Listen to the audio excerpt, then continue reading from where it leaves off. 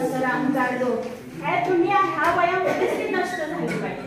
म्हणजे समाजात जे तुम्ही जगणार आहात ते जगताना हा फार महत्वाचा षडविकार जे आहेत हे तुमचे नाहीसे झाले पाहिजे, हेही लक्षात घ्यायचंय.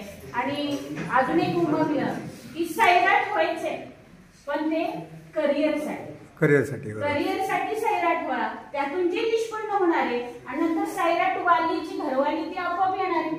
पण तो जो सैराटचा येईल तो आयुष्याचा नसावा आणि तो कधी नाही होणार आहे जेव्हा तुम्ही तुमच्या करिअरच्या मागे धावून सैराट घेऊन तुमचं करिअर तुम्ही पेरशील ते उगवेल बाबा बेसावतपणे पेरू नको. पेरशील ते उगवेल बाबा बेसावतपणे पेरू नको, हातचा बाण सुटल्यावर मग उद्वेगाने भिडू नको. हा मोलाचा संदेश तुम्हाला ह्याच्यात महाराजांनी दिलाय आणि त्यांची ही सामाजिक बांधिलकी त्यांनी जोपासत. मला वाटतं त्यांचे जे मित्र आहेत तिकडे त्यांनी सांगितलं की आम्ही असा महाराष्ट्रातल्या भरपूर विदर्भातल्या तर पूर्ण शाळा झाल्या. आणि महाराज अजून एक सांगते की काही दिवसांनी आपले हे ग्रंथ महाभारत रामायण बायबल सगळ्याचा अर्थ एकच आहे की अशा शॉप्या निघतील की इथं संस्कार मिळतात.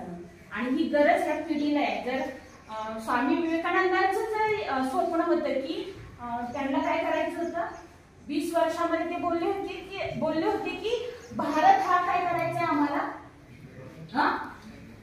विश्व विजेता बनवायचा. तो कधी होणार आहे आणि भारत हा युवकांचा देश आहे. त्यांचा अनमोल संदेश जो आहे तो खरोखर पूर्ण होणार आहे. पण ही तुमची नवीन पिढी आहे, त्यांनी हे संस्कार घेतले पाहिजे. आणि ती संस्कार घ्यायची वेळ आतापासूनच आहे. तुम्ही काय घेताय, तुम्हाला एखादे हिरोचं नाव विचारलं की आता महाराजांनी सांगितलं की लगेच सांगितलं या काय ते अर्चिन वर्षा.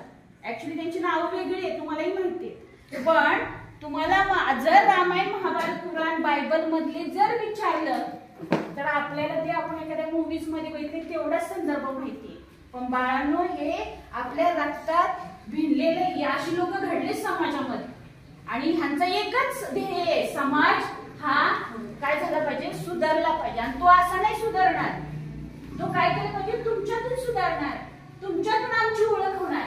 तर तुम्ही चांगले संस्कार द्या, चांगला आयुष्य घडवा, हा त्यांचा अनमोल संदेश. इतकं सुंदर मार्गदर्शन त्यांनी तुम्हाला बाळांनो केलं की आपल्या संकुलामध्ये आले. मी विद्यालयाच्या वतीनं त्यांचा आभार मानते.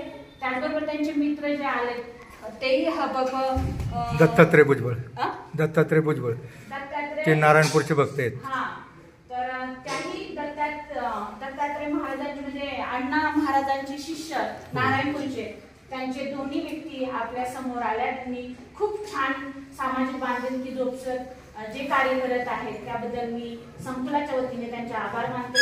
त्याचबरोबर आपल्या संकुलामध्ये आपल्या कॉलेजचे इंचार्ज त्याचबरोबर पवार मॅडम ह्याही इथे हजर राहिल्या, त्यांचे मी आभार मानते. आपल्या जो शिक्षक स्टाफ आहे माझा, Agrawal sir, Pawar sir, Bhivarkar madam, त्याचबरोबर पाटील सर, सर्व मी इथं आहे बाहेर, त्यांचेही आभार मानते. आणि सगळ्यात शेवटी जे तुम्ही ऐकून घेतलं, मला वाटतं ऐकून घेतले मान्य आहे, पण त्याचा अनुभव सुरू करा बाळांनो, तरच हा समाज घडेल, तुम्ही घडाल आणि भारतीय आपला उज्ज्वल होईल. त्याचबरोबर पूर्ण ज्ञात जी आहेत ज्यांचं सहकार्य लागलं ह्या कार्यक्रमाला, सर्वांचा मी आभार मानते. आणि हा कार्यक्रम इथे संपला असं जाहीर